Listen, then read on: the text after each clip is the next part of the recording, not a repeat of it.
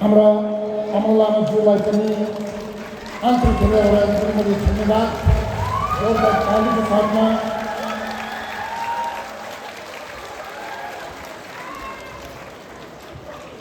यसको साथै हाम्रा अनि एक्जिक्युटिभ डाइरेक्टर हाम्रो सङ्गठन गुप्ताज्यूलाई पनि यहाँ मञ्चमा उहाँलाई निम्ताइरहेको छु।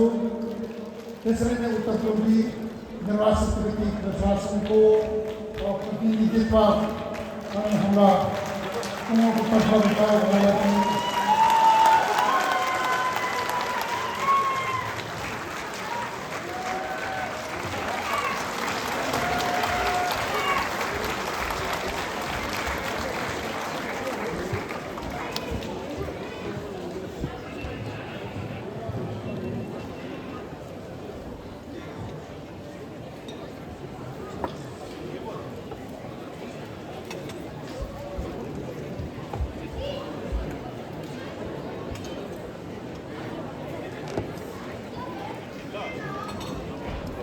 त्यसरी नै हाम्रो यहाँ जुन चाहिँ प्रदान भएको एक्जिक्युटिभ इन्जिनियर म्युनिसिपालिटीका ठाकुर श्रेणी मुखियाज्यूलाई पनि यहाँ मञ्चमा निम्ताइरहेको छु।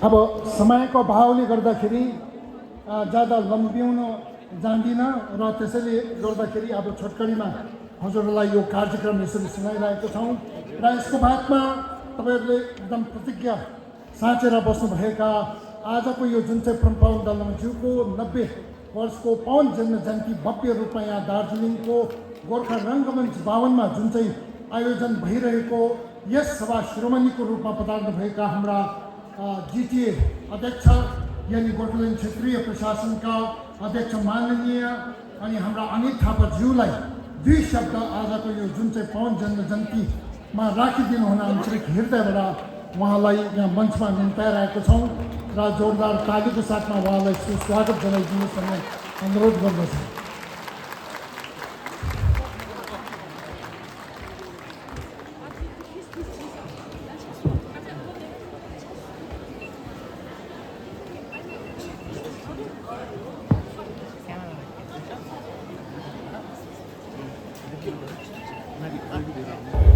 परम पवन दले लामा ज्यू हिज होलिनेस आज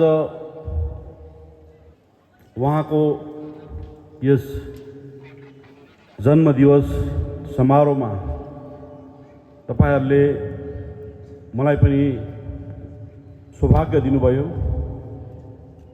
उहाँको ब्लेसिङ लिनु र तपाईहरुलाई धेरै धेरै धन्यवाद दिन चाहन्छु। उहाँको जन्मदिन एउटा धार्मिक पर्व हो अनि म सधैँ उहाँको मेसेजलाई फलो गर्छु। उहाँको मेसेज बिहान बिहान आउँछ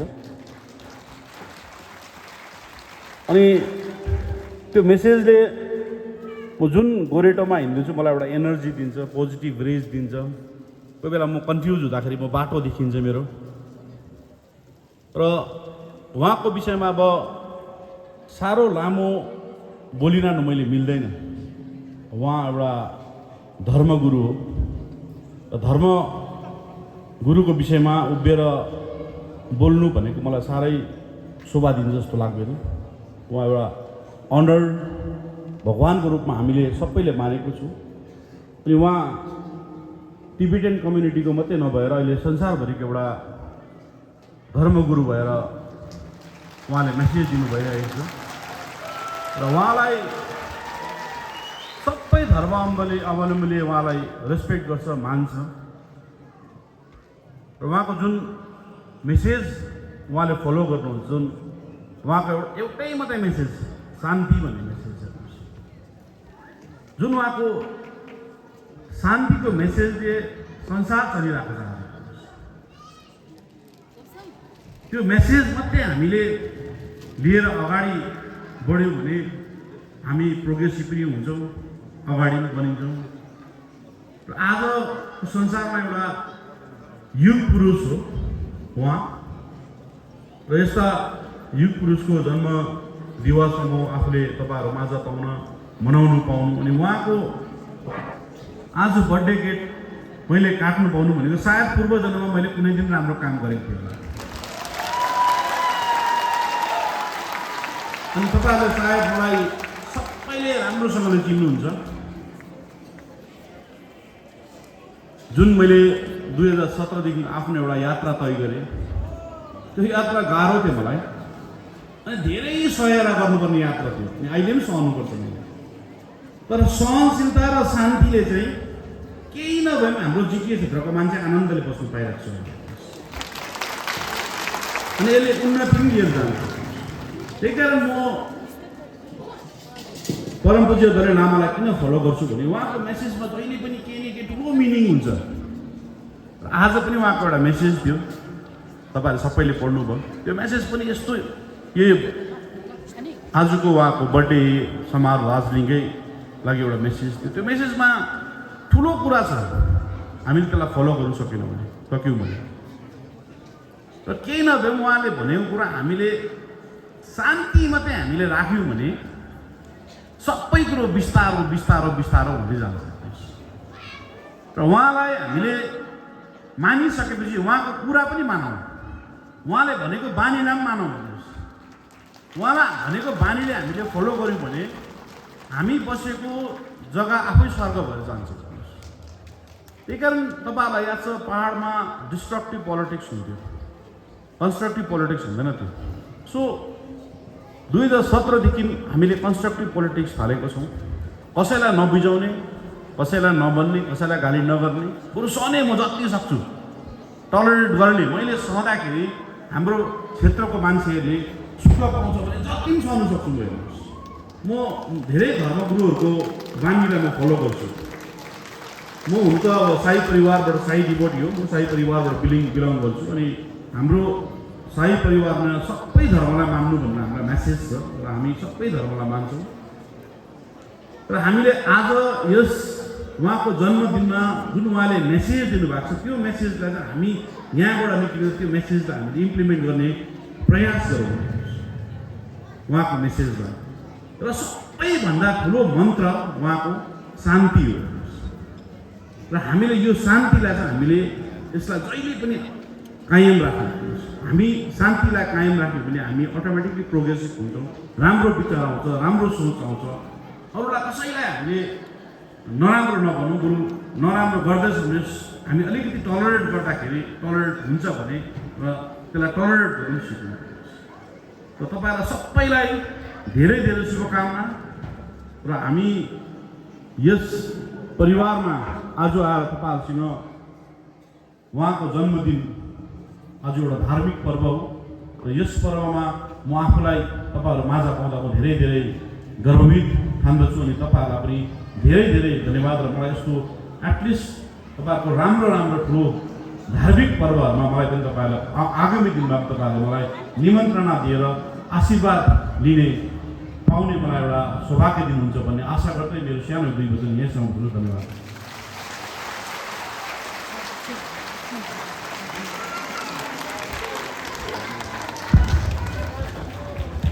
यसको साथै अनि आज विशेष गरी हाम्रो यहाँ प्रतिनिधित्व गरेर पदार्थ भएको विभिन्न सङ्घ संस्थानहरू र उहाँहरूले पनि धेरै योगदान दिलाउनु भएको छ, र त्यसैले गर्दा उहाँहरूलाई पनि एउटा प्रशंसाको ममेन्टो यसरी वितरण आजको सभा शिरोमणि अनि गोर्खाल्यान्ड क्षेत्रीय प्रशासन अध्यक्ष माननीय अनित थापाज्यूको बहुलीबाट यसरी भइरहेको छ।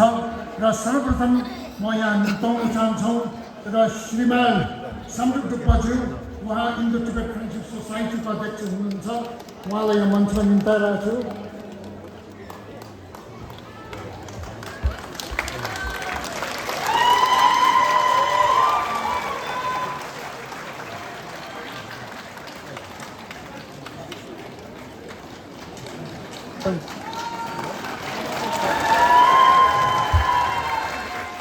यसको बादमा अनि हाम्रा हिमालयन बुद्धिस्ट कल्चरल एसोसिएसनको अध्यक्ष अनि विशेष गरी यहाँ मञ्चमा निम्ताइरहेको छु हाम्रा ठिलेला डाक्टर ठिलेला उहाँ आइदिनुहोस् अध्यक्ष हिमालयन बुद्धिस्ट कल्चरल एसोसिएसन भयो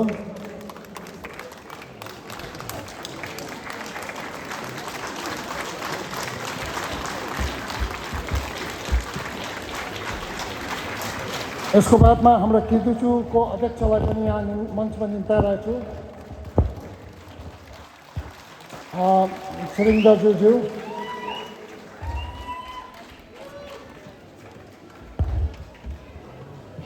अनि यसको बादमा हिमालयन बुद्धिस्ट वुमन एसोसिएसनको अध्यक्षलाई पनि यहाँ मञ्चमा निम्ताइरहेको छु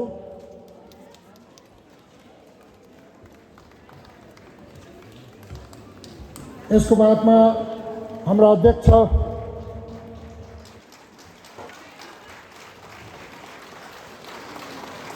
धर्मचक्र कमिटीको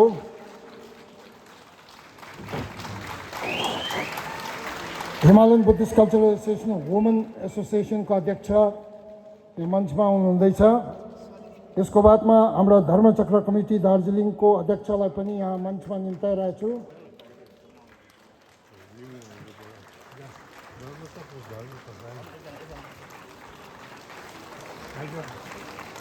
धर्मचक्रको को हुनुहुन्छ एकजना प्रतिनिधित्व गरेर एकजना आइदिनुहोस्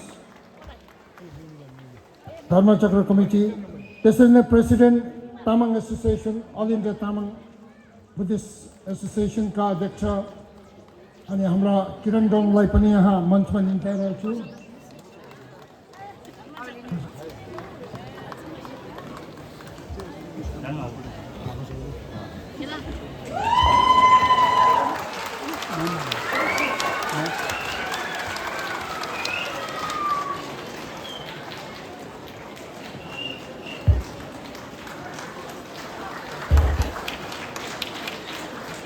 यसको बादमा हाम्रा शेर्पा एसोसिएसन दार्जिलिङको अध्यक्षलाई पनि यहाँ मञ्चमा निम्ताइरहेको छु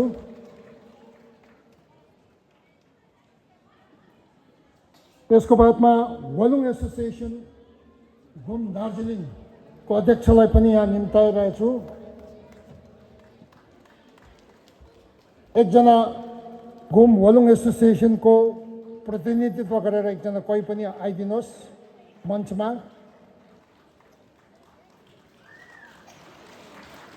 र त्यहाँदेखि हाम्रा प्रेसिडेन्ट टिबेटन मुस्लिम एसोसिएसनको प्रेसिडेन्टलाई पनि यहाँ मञ्चमा निम्ताइरहेको छु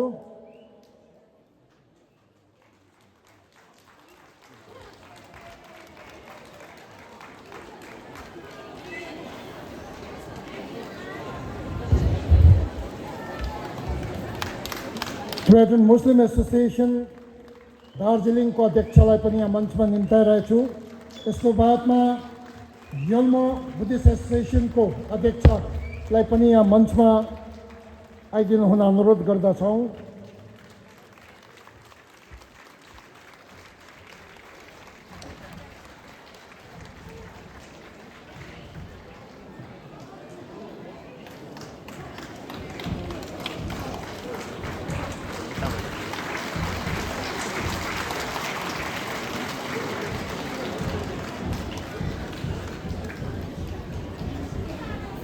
यसको बादमा अनि तपाईहरुले जुन चाहिँ एकदमै रुचाउनु हुने हाम्रा यहाँ जुन चाहिँ छ नाट्यकला भयो गीति इत्यादिमा एकदमै प्रसिद्ध जुन चाहिँ पदार्थ भएको छ नेपालबाट डोमा यल्मो ज्यूलाई पनि यहाँ मञ्चमा निम्ताइरहेको छु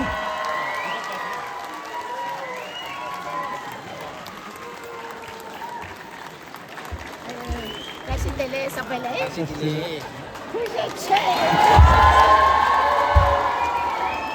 디테일 롭주 속이 찾기를 되게 찾지를 와. 되게 되게 찾지를 왜 롭주기 찾기를. 또 롭주기 찾기를 좀 찾지를 왜 어디? इसको बाद में अनि एकछिनमा हाम्रा दोमा यल्मचीको गीती प्रस्तुति पनि हजुरले एकदमै है सुन्नुहुनेछ।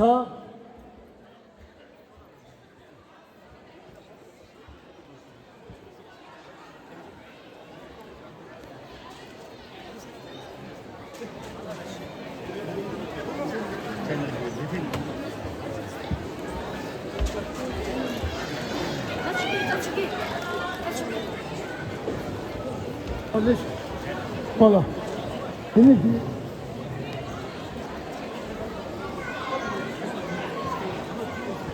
Ah, hamaरे ini sulit itu. Amal lama.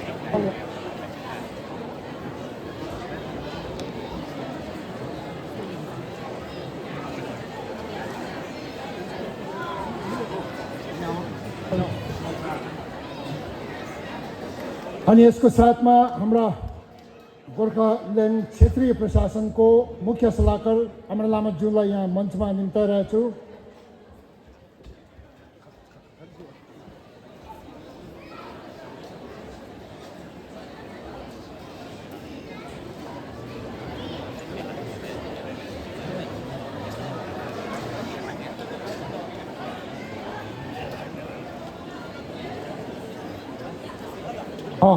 अनि हाम्रा दार्जिलिङ नगरपालिका अध्यक्ष हाम्रा दिपेन ठाकुरीज्यू पनि आफ्नै बहुमूल्य समयलाई पन्छाएर यसरी यस 90वां प्रबन्धलमज्यूको पवन जन्म जयन्तीमा यसरी उहाँको उपस्थिति दिनुभएको छ।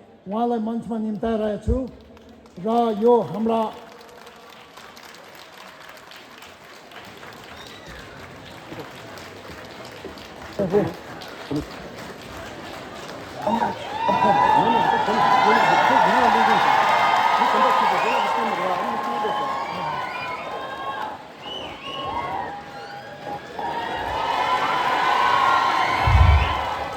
यसको साथमा हाम्रा डिआइबी को अफिसर इन्चार्ज श्रीमान छवाङ भुटियालाई पनि यहाँ मञ्चमा निम्ताइरहेको छु।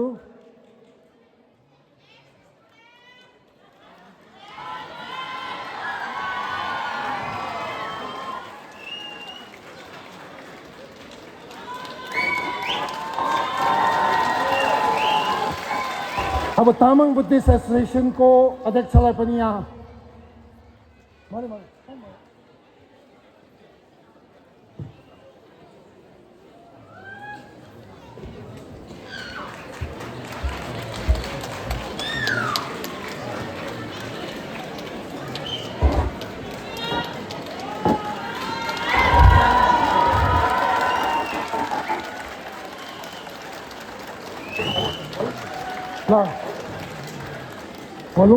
वलुङकिदुको कोही हुनुहुन्छ?